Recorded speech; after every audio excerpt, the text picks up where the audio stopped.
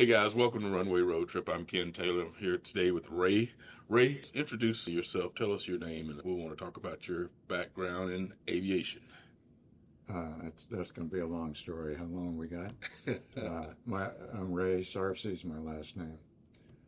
I won't tell you my age until the end of this whole interview, but I started flying when I was 16. 16 years old. Wow, what a journey.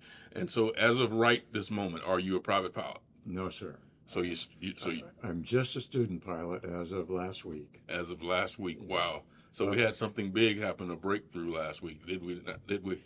FAA medical finally came through. They had denied me my medical after about 16 months of providing information to them and doing numerous tests, from stress tests to sleep studies, which is a current deal now that they're requiring a lot of people to do.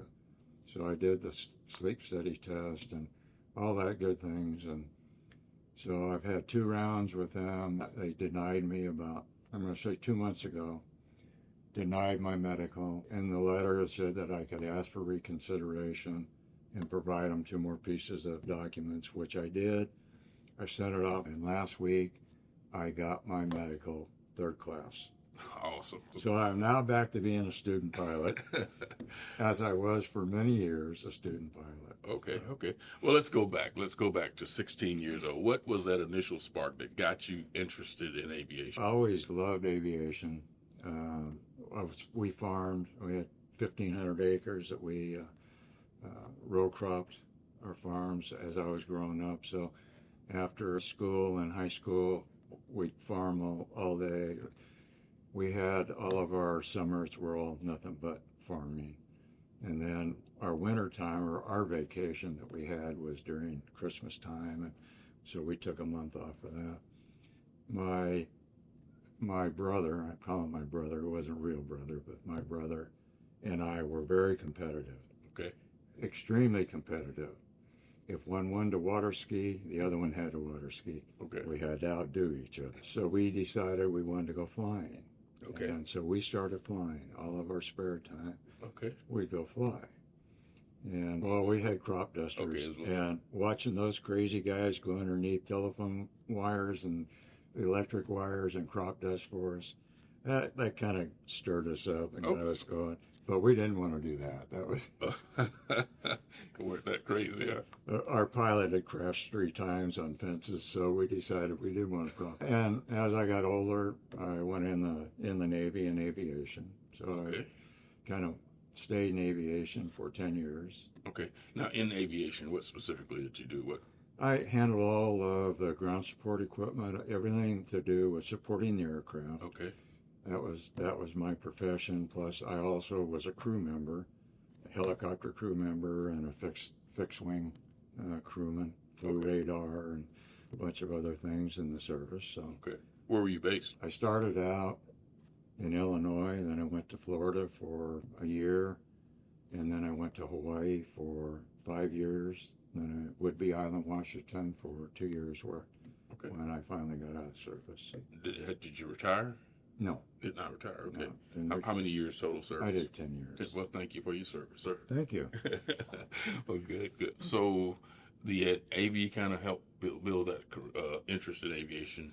And then after the Navy, what year did you get out of the Navy? In 79, I got out of service. Okay. And I went to work for a company who bought all military surplus equipment, stripped them down, we rebuilt them, sold them for forestry and all kinds of surplus aircraft or heavy equipment, heavy trucks and amphibious assault vehicles, everything. Wow. And where was this? Yeah, that was in Washington. In Washington So State. I got out in Washington, and I stayed in Washington for a while. Okay. And then an old boss that I had called the admiral of the base and presented him with a job opportunity. And the admiral, I had some dealings with the admiral. Mm-hmm. He wanted me to extend my stay, and I said, no, unless you can make me a pilot, I'll stay. Mm-hmm. So I had to go through some training, do some testing, and I I wore glasses back then. Okay. So when we got all done, the admiral called me up, and he said, well, I got some good news for you, and I got some bad news for you. And I said, okay, what's the good news? He said, the good news was you beat all of my professional pilots on the test. Oh, wow. He said, but unfortunately, you wear glasses. I said, well, a lot of people wear glasses in the military. He said, make me a cargo pilot. And he said, well, Washington won't allow me to do that. He said, but I have another opportunity for you. So I ended up going to work for Ingersoll Rand, moving back to California, where I'm from. Mm-hmm. And I stayed with them for about 2 years in California. Then they made me a manager and moved me to handle all the central states, all the way to Canada and all the way down to Mexico. Okay. So all those, I had a crew of, I think, around 10 guys at that time. Mm-hmm. And I had a boss that left the company and went to work for another company. So you know how that goes. He decided he wanted me. Okay, yeah. And doubled my salary. And so I went to work for them. I ended up in Houston at corporate headquarters there. And then I ended up running a manufacturing facility in Tulsa, Oklahoma. Wow. So I did that for a couple of years. In between then, I got divorced. Was aviation on your mind during this period of your lifetime? Yes. Okay. The bad thing about it was the corporation that I went to work for, they had 2 King Airs, okay, a Falcon jet, wow, 2 Cetabrias, and 3 helicopters. And the month before I hired on, if you hired on and you wanted to become a pilot, he'd send you to school. The month before. In the month before. So you spent your life being that close. That close. Always that close to getting something done. So anyhow, I ended up working for them. Like I said, I ran the manufacturing facility. I had 250 employees working there. And then I had another good opportunity after several years up in Tulsa with another company. And so I went to work for them. And since I came from farming, I always loved heavy, big equipment. Yeah. So I went to work for a mining company. Okay. A company that built mining equipment. Okay, gotcha. And so our company was right there in Tulsa. We also had a company manufacturing facility in Scotland. Okay. So after I was a manager, I started out as a tech rep. Mm-hmm. In 3 months, I was the manager of the service group, okay, worldwide. So I handled that for a while. I ended up in Mississippi. Okay. Yeah. Welcome to Mississippi. Yeah. Welcome to Mississippi. It was a journey. Down here, I was supposed to go to California and handle the West Coast, and I ended up at corporate here in Mississippi. Okay, wow. And I had an opportunity to handle all of the U.S. from Scotland. So I went to work for Scotland Manufacturing for about 5 years. Okay. And Volvo Equipment Company bought our division, the Scottish division, out. Mm. So I became manager, trainer. So I've been all over the world training heavy equipment, big mining equipment. So, okay. Wow. So, and it sounds like you've been recognized for your abilities, for your leadership. Same thing in the Navy. I was always first cut. I always got promoted. A lot of guys had to wait 2 or 3 tests to get promoted. I always got up. Always been a manager. Just enjoyed everything. Okay. But I finally, again, I'll wait till the end until I tell you my age. But yeah, it's just one of those things. I've always loved to fly. How long have you been retired? Okay. April 30th, 2020. At what point after your retirement reignited the spark? Oh, it was always there. It was kind of smoldering. Smoldering around, yeah. They talk about bucket lists. Mm-hmm. Everybody wants a bucket list. Right. it was always my passion to become a private pilot. Okay.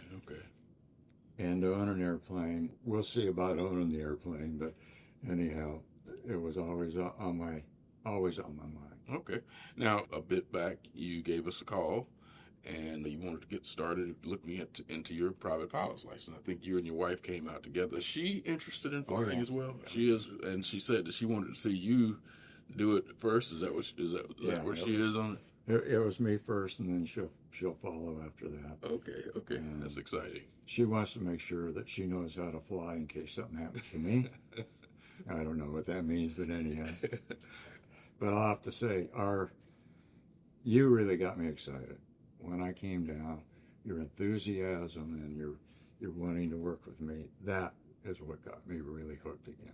Okay. So well, I have to applaud you for that, and thank you. Because if it wasn't for you, I wouldn't have. I went up. I'll have to tell you, I did go up to South Haven.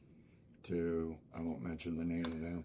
I was not impressed at all. You're actually a fun guy to work with. You got a great sense of humor, and you have an awesome story. So, which is of course why I'm talking to you today. But just your drive and the fact that you never let it go all this time. When you were a student pilot before you had to run in with your medical, you were one of the most enthusiastic students that we had. When I lived in Missouri, I started flying again. I took my private pilot's test, and I got a 98 on that test. Okay.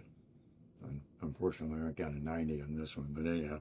So I started flying again, but when I went to get my medical, I found out that I had diabetes. Mm-hmm. And that wasn't a long process back then. When you FAA medical, 2 to 3 weeks, you had, what they needed out of me, sent it to them, came back, and he gave me my third class medical. Okay. So I started flying a little bit. I flew when I was in Hawaii, when I was stationed there. I did some flying there as well, as a student pilot. Mm-hmm. Hadn't pursued being a private pilot at that point. I just was building some time and some experience. So I've always had my fingers in aviation, but it expired 1 month prior to the new rule that if you had a third class medical, I think it was 2006, you could renew that. Mine was 2000, that was maybe March of 2006. Mine was February of 2006 when it expired. So again, I missed it. So close. Yes. So if they would have been just all 2006, I would have been able to forego all this. But yeah, it's a process. It is. And I never got discouraged. I kind of said, well, it's not in my future. But I didn't give up. I can see. So tell us about the most recent events that actually culminated in you actually getting the because you were almost there, you'd almost given up, and what happened here recently within the last a few weeks that this occurred? A few weeks. Well, after I got the denial letter, denying my medical, that according to the FAR, if you've been ever denied, you can't go sport. Because my other option was to go sport pilot, where you just needed a driver's license. Yeah. But if you've been denied medical, you're third class, then you can't go sport. Okay. Unless Mosaic changes that rule, which I don't know. Right. So when they denied me, there was a little procedure you could go through to ask for reconsideration, which I did. I'm going to say about a month ago. And last week, Thursday, I got my letter with my third class medical. So after all that time, what was your excitement level there? We went out to dinner. We celebrated. Yes. So my wife was very happy because she knows it's been something that I've always wanted. So. Yeah. And that's one thing that I really appreciated about when I first met you is the fact that this has been something that you've pursued for such a long time, never given up on it. And it was like you're right there and close to Always, meeting yeah. it. And like I said, you were so energetic about the classroom, so energetic about just studying. You know, some students, especially the younger ones, they enjoy the flying portion of it, but they just kind of, you know, are definitely less excited Yeah. about studying. But you were very much into it Yeah. all. When I started out, we did, my brother and I, we did ground school together, and we didn't always go flying the same times. But had a small airport, the flight service station there. Did your brother ever get his license? I don't know. Okay.